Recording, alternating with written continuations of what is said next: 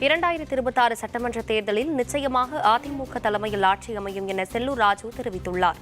மதுரையில் செய்தியாளர்களை சந்தித்து பேசிய முன்னாள் அமைச்சர் செல்லூர் ராஜு, அமைச்சர் பொன்முடி எப்போதும் பெண்களையும் தாழ்த்தப்பட்ட மக்களையும் இழிவாக பேசுவது தொடர்கதையாக இருந்து வருவதாக கூறினார். தொடர்ந்து பேசிய செல்லூர் ராஜுவிடம் பாஜகவுடன் கூட்டணி அமைப்பீர்களா என செய்தியாளர்கள் கேள்வி எழுப்பினர். அதற்கு 2026 சட்டமன்ற தேர்தலில் அதிமுக தலைமையில் ஆட்சி அமையும் என்றும் கூட்டணி குறித்து எடப்பாடி பழனிசாமி முடிவு எடுப்பார் எனவும் தெரிவித்தார்.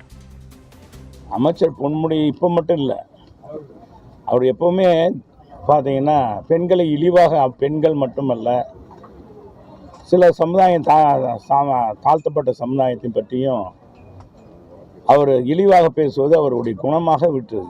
2026 தனித்த ஆட்சியா கூட்டணி ஆட்சியா? எங்களை பொறுத்தவரை அண்ணா திராவிட முன்னேற்ற கழகம் தலைமையிலான ஆட்சி தான் நடக்கும். அமித்ஷா கூட்டணி ஆட்சி ஏங்க அவங்க 1000 சொல்லுவாங்க, நாங்க சொல்றது தானே. இது எதுக்கு தம்பி நீங்க இன்னும் தேர்தல் எங்க இருக்கு, அதெல்லாம் எங்க பொதுச் செயலாளர் பாத்துக்குவாரு தம்பி.